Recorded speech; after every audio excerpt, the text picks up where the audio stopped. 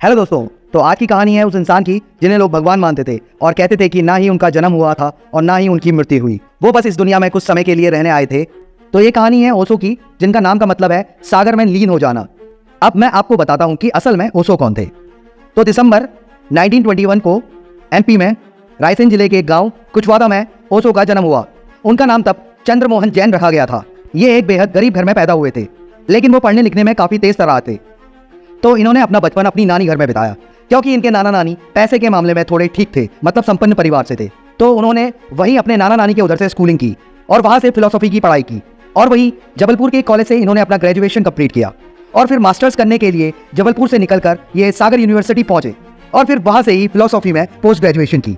उसके बाद वो वहीं एक कॉलेज में लेक्चरार बन गए। तो शुरू से ही लोग उन्हें सुनना पसंद करते थे।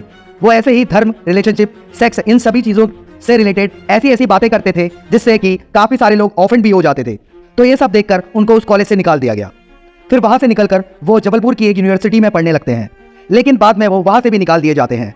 तो लगभग फिर 1996 तक वो भारत के अलग अलग जगह घूमकर अपना भाषण देते थे, जिनकी वजह से लोग उन्हें सुनने लगे और वो काफ़ी पॉपुलर होने लगे। ओशो हमेशा से ही कांग्रेस के खिलाफ बोलते थे और गांधी जी के भी काफ़ी खिलाफ थे। तो अब कांग्रेस सपोर्टर्स और गांधी के चाहने वाले ओशो के दुश्मन बन गए। फिर बाद में वो अपना नाम खुद ही चेंज कर आचार्य रजनीश रख लेते हैं। फिर वो 1968 में मुंबई आते हैं और वहाँ अपने एक भाषण में बताते हैं कि हम सेक्स के द्वारा मोक्ष के द्वार तक कैसे पहुँच सकते हैं। इसी भाषण के बाद ये मीडिया में भी काफ़ी प्रचलित हो गए, क्योंकि ये पहले ऐसे इंसान थे जो कि ऐसी सोसाइटी में खुलकर सेक्स की बातें कर रहे थे।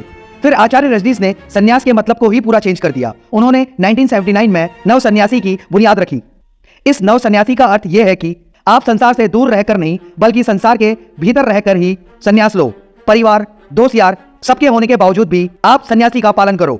और इस नव सन्यासी के लिए कोई भी गीता, कुरान कुछ भी नहीं पढ़ना, बस आप अपनी जिंदगी जियो, नाचो गाओ, जो करना है करो, बिना किसी रोक टोक के। तो उस समय काफी लोग इनके नव सन्यासी क्रांति से जुड़े।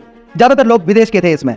तो अब ये नव सन्यासी के आने के एक साल बाद, यानी कि 1971 में आचार्य रजनीश खुद से ही खुद को भगवान डिक्लेयर कर देते हैं। कहते हैं कि मैं भगवान हूँ, और ये कहते हैं कि उन्हें वो ज्ञान प्राप्त हो गया है, जिसकी वजह से वो कह रहे हैं कि वो भगवान है। और इसी वजह से उन्होंने अपना नाम आचार्य रजनीश से भगवान रजनीश रख लिया। लेकिन अब भी काफी सारे लोग थे जो कि उनके विरोधी थे। इनका हेडक्वार्टर पुणे में था, जिसका नाम ओशो आश्रम था। तो वहाँ इन्हें मिलने काफी लोग आया करते थे जो कि उनके भक्त थे। ज्यादातर लोग भारत के बाहर के थे। तो उस दौरान इन पे ये इल्जाम भी लगा कि इनका जो हेडक्वार्टर है उसमें अश्लीलता बहुत है, वहाँ सेक्स के नाम पर गंदगी हो रही है और लोग ड्रग्स भी ले रहे हैं। 22 मई 1980 को आचार्य रजनीश पे चाकू का हमला भी हुआ, लेकिन वो बच निकले। इसी दौरान उनके काफी सारे ऑडियोज, कैसेट्स और वीडियो कैसेट्स भी सामने आए, जिसकी वजह से ये और भी ज्यादा कंट्रोवर्शियल हो गए। इन्होंने गांधी जी का विरोध किया। फिर उन्होंने जो नव सन्यासी की शुरुआत की थी, उसकी वजह से जो रियल सन्यासी थे वो नाराज हो गए कि ये तो सन्यास के नाम पे कुछ और ही कर रहा है। फिर ओशो की एक बात और सामने आई कि इस जीवन में हमें परिवार के बंधन में बंधने की जरूरत नहीं है। इंसान जो चाहे वो कर सकता है, बिना किसी के कोई भी बंधन के, और विवाह करने की जरूरत नहीं है। दो लोगों को ऐसे किसी बंधन में बंधना सही नहीं है। इन सब बातों पे भी काफी हंगामा हुआ।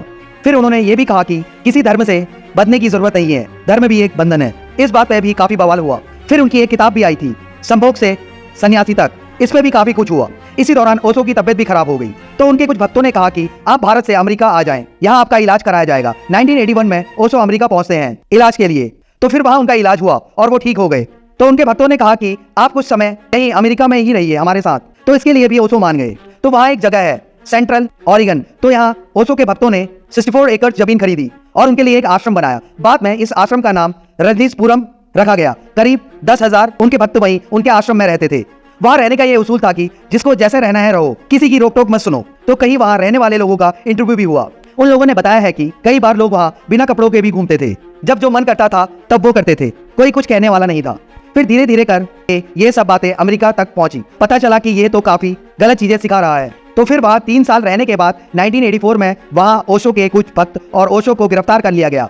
उन पर यह इल्जाम था कि वो उन लोगों ने ओरेगन के कुछ लोगों को जहर देने की साजिश की है और वहाँ के कुछ लोकल कानून भी तोड़े गए हैं। तो फिर ओशो को गिरफ्तार करके ऐसे जेल में डाला गया जहाँ सिर्फ बीमार कैदी रहते थे। कहा जाता है कि अमेरिका सरकार की यह साजिश थी कि ओशो को बीमारी हो जाए और वहाँ वो मर जाए। लेकिन जब ऐसा नहीं हुआ तो उन्होंने फिर नॉर्मल जेल में शिफ्ट कर दिया गया।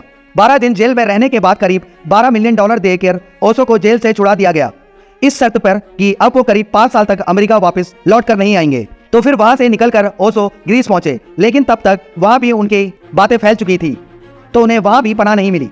फिर वहां से निकलने के बाद वो स्विट्जरलैंड पहुंचे, लेकिन वहां भी उन्हें रहने की अनुमति नहीं मिली। उसके बाद वो टोटल 21 कंट्रीज जाते हैं, लेकिन उन्हें कहीं रुकने नहीं दिया जाता।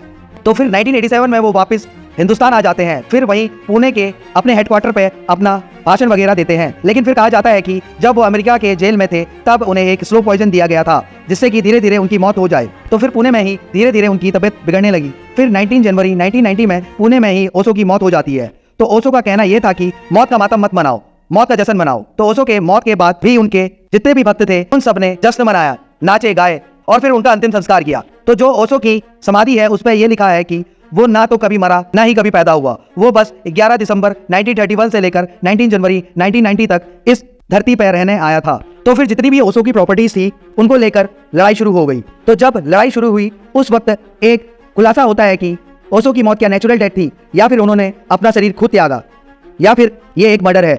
तो एक बात ये सामने आई कि उनकी विल को लेकर जब लड़ाई चल रही थी तब वो डॉक्टर जिन्होंने ओशो को आखिरी बार देखा था और उनका डेथ सर्टिफिकेट बनाया था, उसने कोर्ट में एक बयान दिया। उससे ये भी शक और सवाल सामने आया। डॉक्टर गोकुल नाम था उस डॉक्टर का। तो उन्होंने बताया कि जिस दिन ओशो की मौत हुई है उस दिन दोपहर के करीब 1 बजे ओशो आश्रम से उन्हें फोन आया और फोन मिलाने वाले ने डॉक्टर से ये कहा कि आप फटाफट लेटर हेड और एक इमरजेंसी किट लेके ओशो आश्रम आइए। तो डॉक्टर ने पूछा कि किसी की ज़्यादा तबीयत खराब है क्या? तो उसने कहा कि आप बस पहुंचिए। तो ठीक 1 घंटे बाद डॉक्टर वहां पहुंचे। तो वहां पहुंचने के बाद ओशो के शिष्यों ने उन्हें बताया कि ओशो अपना देह त्याग कर रहे हैं, आप उन्हें बचाइए। लेकिन जो लोग ओशो के करीबी थे उन्होंने डॉक्टर को कहीं जाने नहीं दिया और वहीं रोक कर रखा। तो करीब 3 घंटे तक गोकुल वहीं रहे। उन्होंने ना ही तो ओशो से मिलने दिया गया ना ही उन्हें देखने दिया गया। अब 3 घंटे बाद एक शख्स आता है और डॉक्टर से कहता है कि ओशो ने अपना देह त्याग दिया है, आप उनका डेथ सर्टिफिकेट बना दीजिए। तो जब डॉक्टर ने उनकी बॉडी को देखा तो उनकी बॉडी के पास कुछ खाने की चीजें फैली थी और कुछ उल्टियां थी। उनके कपड़े भी काफी गंदे थे और उन पर उल्टियां लगी थी। तो उन्होंने पूछा कि इनकी मौत कैसे हुई? तो उसने कहा कि आप कुछ भी रीजन लिख दीजिए जिससे कि पोस्टमार्टम ना हो, हार्ट अटैक ही लिख दीजिए। तो डॉक्टर ने यह कहा कि उनसे जबरदस्ती मौत की वजह लिखवाई गई। 5 बजे लगभग ओशो की मौत होती है, लेकिन उनका आश्रम के लोग ने उनकी मौत के 1 घंटे के अंदर ही उनका अंतिम संस्कार कर दिया होता है। तो एक बात यह थी कि देश विदेश के भक्त थे ओशो के, तो उनका अंतिम संस्कार पे उनके आने तक का इंतजार क्यों नहीं किया गया? आखिर इतनी जल्दी क्यों थी उन्हें अंतिम संस्कार की? और एक बात कि जब भी ओशो की मौत हुई तब उस वक्त उस आश्रम में उनकी माँ भी मौजूद थी, लेकिन उनकी माँ को भी बाद में बताया गया और उनकी माँ के शब्द ये थे कि मेरे बेटे को इन लोगों ने मार दिया। तो ये बात आज भी कायम है कि ओशो की मौत नेचुरल थी या फिर उन्होंने अपना शरीर त्याग दिया या फिर ये एक मर्डर था। ये राज आज भी राज है। दोस्तों आपको क्या लगता है आप कमेंट सेक्शन में बताइए, और स्टोरी अच्छी लगी हो तो स्टोरी को लाइक कर दीजिए, चैनल को सब्सक्राइब कर दीजिए guys. Thank you for watching the video guys. Have a nice day, bye bye.